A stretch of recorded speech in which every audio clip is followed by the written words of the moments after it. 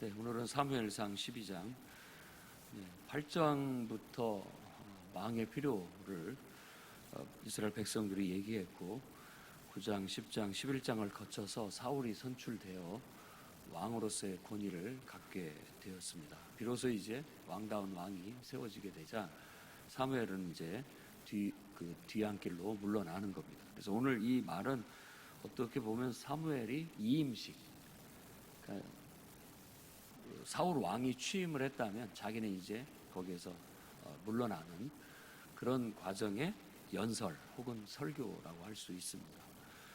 그래서 이 전체적인 그 이임식의 이야기는, 첫 번째 얘기는, 자, 나를 봐라, 내가 지금까지 너희들 앞에서 내가 출입을 했다라는 말은 이스라엘 백성을 이끌었다라는 뜻입니다. 그들의 문제를 해결해주고 또 앞에 나서서 지도자로서의 역할을 해왔다. 그런데 내가 깨끗하게 했다라는 걸 얘기를 하는 겁니다. 그래서 자기는 어려서부터 선택을 받아서 엘리 제사장이 갑자기 그렇게 죽고 난 다음부터 하나님의 음성을 듣기 시작하고 하나님 말씀을 전하면서 이스라엘 백성들을 깨우치고 바른 길로 인도해 오기를 지금까지 해왔다. 그러면서도 나는 누구한테 빼앗은 것도 없고 또 속인 것도 없고 압제한 것도 없고 뇌물을 받고 속인 것도 없었다라고 그렇게 얘기합니다. 그래서 하나님 앞에, 그리고 또 새로 기름 부음을 받은 세움을 받은 새 왕 앞에도 나는 그런 면에 있어서 떳떳하다. 너희들도 나를 봤으니까 나를 알 거 아니느냐라고 하면서 자신의 지금까지의 활동을 회고하면서 정말 백성들을 위하여, 하나님의 백성들을 위하여 자기의 본분을 다했고 그 일을 하면서 어떤 사적인 욕심을 부리지 않았다, 곁길로 가지 않았다라는 것을 얘기함으로써 앞으로 새롭게 이제 왕으로서 역할을 할 왕에게 하나의 모범을 제시하기도 하고 또 자기 자신의 사역을 마무리하기도 하는 그런 내용입니다. 그 다음에 6에서부터 18절까지 얘기는, 자, 그렇지만 한번 생각해보자. 너희가 왕을 구하는 문제가 정말 옳은 거냐, 아니면 정말 무슨 문제가 잘못된 거냐, 이거에 대한 담론, 그렇게 얘기를 합니다. 7절에 너희와 담론하리라 라고 하면서 담론이라고 했는데, 이 담론이 쉐파트라고 해서 원래 사사들도 쇼페팀이라고 해서 똑같은 그 단어에서부터 나온 거거든요. 그러니까 이게 재판한다, 이런 의미를 갖고 있습니다. 재판한다, 옳고 그름을 가려보자, 이런 뜻이에요. 옳고 그름을. 지도자는 항상, 지도자의 역할은 항상 의를 세우고 옳음을 세우고 사람들이 그 옳음을 따라가 올바른 길로 가도록 하고 늘 지켜보면서 올바른지 않은지를 이렇게 분별하고 그것을 지도하고 깨우치고 다스리는 역할을 하는 것을 지도자의 어떤 개념으로 얘기를 하고 있는 거예요. 지금 왕을 세우는 이 문제에 있어서도 자기가 봤을 때, 또 이스라엘 백성들이 왕을 구해서 왕을 세우기는 세웠지만 이것이 만일 여호와 하나님이 우리의 왕이 되시거늘 너희가 왕을 구했다, 이 점은 한번 짚고 가야 된다는 겁니다. 그러니까 하나님이 우리의 왕이 되신 것을 버리고 만일 인간의 왕을 구한 것이 된다면 망하겠지만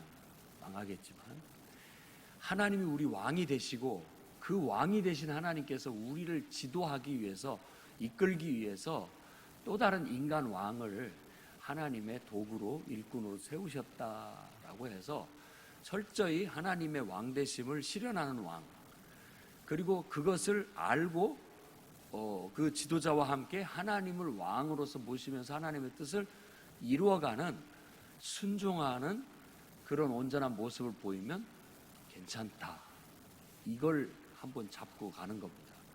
그러니까 왕의 제도를 받아들이지만 세상의 세속적인 왕이 아니라 이 왕은 하나님이 뽑아 세운 왕이고 하나님의 마음과 하나님의 명령에 합해 행동하는 지도자고, 너희는 그렇기 때문에 하나님을 왕으로 섬기듯이 왕의 지도력을 잘 따라서 궁극적으로는 하나님께 순종하게 되면 다 좋을 것이다 라는 걸 짚고 가는 거죠.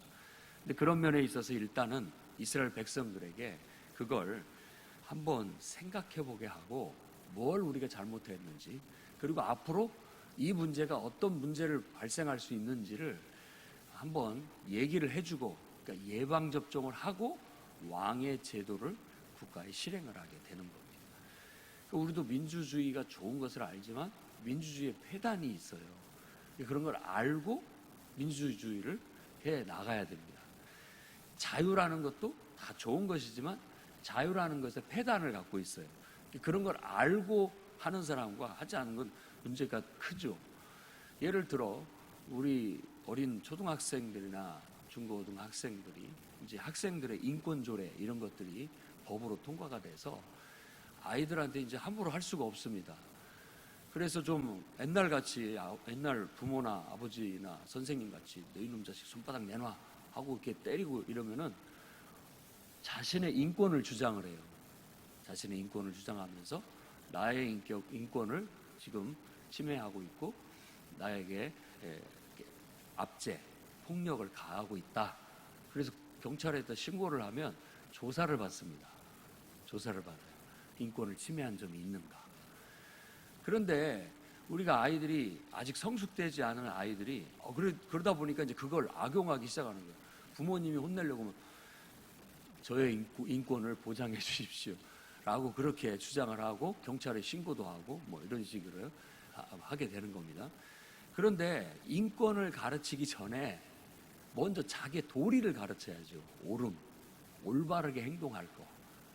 네가 이렇게 올바르게만 행동을 한다면 얼마든지 너의 인권을 보장해 준다. 그러나 올바르게 행동을 하지 않게 되면 아무리 인권이라도 제약을 받는다.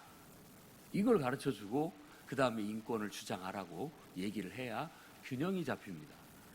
그런데 자기 할 도리는 제대로 안 하니까 자꾸 선생님도 꾸중을 하고 혼을 내고 화가 나고 부모들도 꾸중을 하고 혼내고 화가 나는 거 아니에요. 자기 할 도리를 잘하면 그럴 일도 없을 것이고 충분히 인권도 보장받고 존중도 받겠죠. 그런데 자기 할 도리는 하지 않으면서 늘 인권을 얘기하면서 아예 손도 못 대게 하고 뭐 아무래지도 못하게 하고 꾸중도 못하게 한다면 그게 어떻게 올바른 교육이고 훈육이고 지도가 되겠느냐라는 그런 점이죠. 그래서 한번 뭐든지 어떤 제도가 실행될 때에는 그 제도가 하려는 장점, 취지 그것들을 잘 이해를 해야 하고, 그러나 그것을 하다 보면 이런 폐단이 따라온다라는 걸 분명히 알고 그것을 보완해 갈 수 있도록 미리 알고서 이걸 해야 된다라는 거예요. 그래서 민주주의도 배워야 민주주의가 되는 거지 말만 민주주의입니다. 저 북한도 조선 민주주의예요. 거기도 공화국입니다. 민주공화국. 민주주의는 그리스에서 왔고 공화정은 로마에서 온 것. 다 좋은 점만 따가지고 민주공화정을 지금은 다 대부분이 펼치고 있죠. 그러나 그런 것들이 장점이 분명히 있으면서도 또다시 단점이 있기 때문에 우리가 그런 것들을 충분히 숙지하고 지도자나 또 그것을 같이 실행해 나가는 회중들이, 국민들이 그걸 알고 배우고 이해하고 거기에 맞게 행동해줘야 그게 제대로 굴러갈 수 있다라는 겁니다. 그래서 이 이임식 때 사무엘은 자기 자신의 이제 퇴임을 하면서 자기를 돌아볼 뿐만 아니라 바로 왕의 제도가 올바로 실행될 수 있도록 그것에 대해서 교육을 하고 있는 거예요. 일단 너희가 왕을 세워달라고 구한 것 자체는 하나님 앞에 불경이다. 왜 불경이냐? 하나님이 능히 왕이 되심에도 불구하고 너희들이 믿음이 없고 신앙이 약해서 그것이 없으니까 이 왕을 구하게 된다라는 이 점은 분명히 짚고 가야 된다. 이 말은 이스라엘 백성이 왕만 믿지 말고 하나님을 정말 더 믿고 의지하고 신앙심을 키워야 된다라는 걸 말하고 있는 겁니다. 교회도 마찬가지예요. 교회에 출석하면 뭐 몇 주 출석을 하면 세가족으로 등록을 해서 교인이 되게 하고 또 소정의 교육 과정을 밟음으로써 정식 교인과 또 교인으로서 이제 교회 안에 사역자로서 일꾼으로서의 자리매김을 해 나가게 되는 겁니다. 그런 과정 속에서 이제 이렇게 서서히 사람의 신앙이 뿌리를 내려서 하나님을 경외하고 복음에 합당한, 이제는 자기가 사는 것이 아니라 내 안에 하나님이 산다라는 분명한 신앙심이 있어야 교회가 되는 거예요. 그런데 신앙을 이해하지 못한 사람이 처음에 와서 그냥 교회 좋다, 은혜롭다 라는 그런 마음의 순수함 속에서 교회 교인으로 들어와서 실제로 교회에 사역을 하고 일을 하고 섬기고 같이 교제하고 하는데 아직도 세상적인 가치관과 세상적인 어떤 그런 방식으로 교회 일을 하고 또 교회의 여러 가지 것들을 판단하게 되면 교회가 자꾸 시끄러워집니다. 시끄러워지고 제대로 돌아가지를 않게 되는 거예요. 그래서 그러지 않도록 하기 위해서 교회는 새가족 교육부터 시작해서 양육교육, 제자훈련, 사역훈련 이런 것들을 통해서 교회가 뭐고 우리가 어떤 신앙을 가져야 되고 이런 신앙을 뿌리를 내리게 하고 가장 중요한 게 하나님에 대한 신앙이고 그 다음에 그 신앙심을 통해서 어떻게 우리가 이 교회 공동체를 통해서 하나님의 일을 해나갈 것인가 이런 것들을 서로 공유함으로써 어느 정도 건강한 교회를 이루어 가려고 해나가고 있는 거예요. 만일 그것을 인지하지 못하고 누군가가 교회에 중요한 위치에 서게 되면 교회는 정말 이 바다로 못 갑니다. 산으로 올라가 버리지. 엉뚱한 방향으로 흘러가 버리게 되는 거죠. 그래서 그렇다는 겁니다. 지금 왕의 제도를 처음 시행하는 나머지 이스라엘 백성들이 이거 왕의 제도를 한다고 하면 하나님을 더 멀리하고 하나님에 대한 신앙을 버려버리면 어쩔까 하는 염려가 이 속에 깊이 가미되어져 있습니다.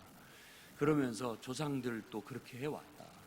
조상들도 하나님을 섬기자고 결정하고 나왔는데 결국은 하나님을 잊어버리고 버림으로써 하나님께서 계속 징계하고 벌을 내리신 거 아니냐. 우리가 그 길을 쫓아가면 안 된다. 그래서 그런 악에다가 그런 믿음이 없고 신앙이 없으니까 자꾸 인간적인 방법으로 왕을 구한 것이라고 지금 사무엘은 그 시대를 평가하고 있는 겁니다. 자꾸 믿음이 없고 신앙이 없으니까 다른 방법을 찾는 거예요. 그 중에 하나가 왕을 구하는, 왕을 세우는 것이라고 생각을 했기 때문에 이것이 잘못됐다가는 아예 신앙을 송두리째 잃어버리고 하나님 나라라는, 하나님 백성이라는 정체성이 완전히 뿌리째 뽑혀버릴 수 있기 때문에 지금 그 부분을 굉장히 심도 있게 담론을 통하여 고찰을 하고 있는 겁니다. 반성을 하고 있는 거예요. 그러니까 그런 줄을 알고 왕의 제도를 받아들이고 왕은 세워졌지만 하나님을 왕으로 섬긴다라는 이 정신만큼은, 이 신앙만큼은 잊어서는 안 된다. 그러니까 교회도 가만히 보면 하나의 단체잖아요. 뭐 지도자가 있고 어떤 목표가 있고 비전이 있어서 그걸 성취해 나가는 하나의 그룹이고 단체 이런 거예요. 그러니까 세상적으로 보면 딱 그거예요. 그런데 세상 단체와 교회가 다른 것은 신앙이에요. 믿음 공동체라는 겁니다. 한 사람 한 사람이 하나님을 사랑하고 기도할 줄 알고 예배할 줄 알고 하나님 말씀을 배우고 그 말씀대로 순종해 나갈 줄 알면서 용기 있고 또 하나님 말씀 앞에 절제할 줄 알고 이런 인격들을 가져서 이런 신앙인들이 됨으로 인하여 그런 신앙인들이 그 하나님의 역사를 이루어 나가는 공동체를 이루어 나가는 것이 진정한 모습의 교회인 것입니다. 교회가 성도들이 신앙생활을 하면서 신앙을 잃어버리면 오늘 이 사무엘이 경고하고 너희가 깊이 한번 생각해봐라 라고 하면서 주의를 준 이 말씀을 범하게 되는 거예요. 그래서 모든 교회 구성원들이 신앙은 하나도 없고 그냥 단체로서 서로 교제하고 또 뭐 서로 친하게 지내고 뭐 사회 봉사 활동하고 이런 정도로만 가게 된다면 교회는 교회가 안 됩니다. 결국은 하나님께서 그 교회를 떠나게 되실 거고 결국은 하나님이 없는, 믿음도 없고 신앙도 없는 그냥 사회 단체로서 자리매김을 해버리게 되는 거죠. 그런 것들을 철저히 경계해야 됩니다. 그러니까 항상 우리의 생명력은 신앙이에요. 그런 신앙은 기도하고 예배드리고 이런 것들이 모든 개개인들이 추구되어지면서 뜨겁게 불 피어오르듯이 이렇게 끌어올라야 교회가 힘이 있고 교회가 능력이 있고 하나님의 역사를 감당해 나아갈 수 있게 된다라는 겁니다. 그래서 이 사무엘의 6절에서 18절까지의 가장 중요한 문제는 그 12절에 나와 있는 하나님 여호와께서는 너희의 왕이 되심에도 불구하고 너희가 내게 이르기를 아니라 우리를 다스릴 왕이 있어야 하겠다 하였도다. 이것을 하나의 범죄로 규정을 하고 있습니다. 하나님을 버리고 왕을 택한 거라면 범죄다. 또 다른 우상이 되는 거예요. 또 다른 우상. 그러나 만일 너희와 너희를 다스리는 왕이 너희 하나님 여호와를 따르면 좋다. 그렇기 때문에 하나님께서 이 왕의 제도를 허락하신 것이다. 이렇게 얘기를 하는 겁니다. 왕도 하나님을 왕으로 모시면서 그분께 순종을 해야 되고, 백성들도 왕이 있지만 그 왕은 하나님이 세운 왕이고 하나님의 뜻을 받들어서 백성들을 지도하는 지도자다라고 인정을 할 때 결국은 왕의 제도가 수용될 수 있고 제대로 기능을 발휘할 수 있게 된다라는 겁니다. 그러나 왕이 하나님의 명령을 어겨버린다면 이 왕의 제도는 무너지는 겁니다. 깨지는 거예요. 또 백성들이 하나님을 왕으로 안 모시고 왕만 왕으로 섬기게 된다면 그것도 깨어지게 되는 거예요. 그래서 왕의 제도가 제대로 서지 못하게 될 것이다 라는 걸 말하고 있습니다. 이 말을 하면서 이 말이 하나님의 말씀이라는 또 신중한 어떤 증거를, 표적을 보여주십니다. 내가 기도하는데 오늘 하나님께서 이 큰 일을, 이적을 보이실 것이다 하면서 기도했더니 하늘에서 우레와 비를 보여주신 겁니다. 시내산에서 언약을 맺을 때도 하늘에서 천둥 번개가 치고 막 하나님 빽빽한 검은 구름이 임하면서 하나님의 임재가 나타나서 백성들이 두려워했던 것처럼 바로 오늘 이 임식장에서도 왕의 제도를 실행하는 이 마당에서도 하나님께서 그들 앞에 우레와 큰 비로 이적을 보여주셔서 하나님이 살아계시고 이 나라의 왕이 되시고 통치자 되신다라는 사실을 다시 한번 분명히 보여주니까 백성들이 그 앞에 하나님에 대한 경외심이 일어납니다. 두려워해요. 그래서 사무엘에게 그 시내산에서도 모세한테 기도해서 우리가 죽지 않게 해달라고 하고 우리가 하나님의 음성을 두려워서 듣지를 못하겠으니까 네가 대신해서 전달해달라고 한 것처럼 사무엘에게 기도하여 우리가 죽지 않게 해달라. 우리가 범죄함으로 인하여 우리의 미숙함과 신앙이 없고 하나님을 잘 알지 못하고 믿음의 뿌리가 없는 우리가 죽지 않게 해달라고, 네가 대신해서 기도해달라고 그렇게 얘기를 합니다. 그래서 사무엘은 이제 19절부터 25절까지 백성들을 위해서 기도를 하며 너희가 똑바로만 한다면, 하나님 말씀에 바로 서기만 한다면 왜 하나님께서 너희를 죽이시겠느냐. 하나님이 자기 이름의 명예를 위해서라도 너희를 선택한 그 하나님이 너희를 죽이지는 않는다. 그러니까 마음을 다하고 뜻을 다해서 그분을 사랑하고 그분을 섬기고 그분께 순종해라 라는 당부를 하게 되는 겁니다. 그러면서 염려하지 마라. 나는 뒤로 물러서지만 23절에 그 유명한 말을 합니다. 기도하는 것을 쉬는 죄를 범하지는 않겠다. 너희를 위하여, 또 왕을 위하여, 이 나라를 위하여 뒤로 물러서지만 나는 선지자로서 기도하는 일, 이 일을 쉬는 것은, 쉬는 죄를 범하지는 않겠다. 너희 또한 너희에게 선하고 의로운 길을 항상 가르치겠다. 깨우치는 일을 하겠다라는 거예요. 이게 오늘날 목회죠. 목회. 그러니까 우리가 사람을 섬기는 것은 뭐 돈을 줘서 섬기는 것도 아니고 뭐 불우이웃을 도와서 섬기는 것, 이런 것들도 다 할 수 있지만 교회가 섬기고 성도들을 섬기고 목회하는 것은 그들을 위해서 기도해 주는 것과 또 선하고 바른 길로 갈 수 있도록 늘 깨우치고 이끌어주는 일을 하는 겁니다. 잘못하고 있으면 지금 이렇게 신앙생활하면 안 됩니다. 이렇게 기도가 약해져서는 안 됩니다. 이렇게 우리 예배가 소홀해서는 안 됩니다. 여러분들의 믿음이 하나님 앞에 더 좀 집중해야 됩니다. 늘 일깨우고 깨우고 바른 길로 가야 된다고. 인간의 속성은 계속해서 하나님의 대용품을 찾아가요. 하나님 아닌 것을 하나님처럼 자꾸 찾아가는 거예요.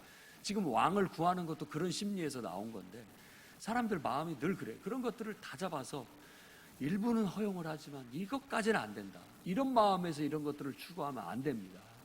안 됩니다. 너무 하나님 말고 다른 것에 너무 푹 빠지면 안 됩니다. 라는 것들을 늘 일깨우면서 자꾸 하나님께로 마음을 돌리도록. 그래서 바른 길을 정직하게 꿋꿋하게 변함없이 그 길을 이렇게 걸어갈 수 있도록 이끄는 역할은 하겠다라고 하면서 뒤로 물러났지만, 이제 비로소 사사였던 사무엘은 모든 나라를 이끄는 지도력은 왕에게 위임하고 그는 선지자로서의 영적인 일을만을 하는 것으로 뒤로 물러나게 됩니다. 기도하는 것과 말씀으로 백성들을 선한 길로, 올바른 길로 깨우치고 이끌어가는 그 일을 하게 되는 겁니다. 오늘 큰 우레와 비를 보고 한번 깊이 생각해 봐라. 하나님이 살아계신 것이 아니냐. 그러니까 오직 그를 경외하고 마음을 다해 진실하게 그분을 섬겨라. 만일 이것을 너희가 깬다면 하나님이 너희를 깰 것이다. 이렇게 마무리를 짓게 되는 겁니다. 그래서 이 마지막 절은 그 앞에 너희가 여전히 악을 행하면 너희와 너희 왕이 다 멸망하리라 그랬는데, 악을 행한다라는 말을 결국은 하나님 앞에 이 약속을 깨게 된다면 멸망한다라는 말도 똑같이 깬다라는 단어를 똑같이 쓰는 겁니다. 깰 거다. 부순다라는 뜻의 단어가 부숴버리겠다.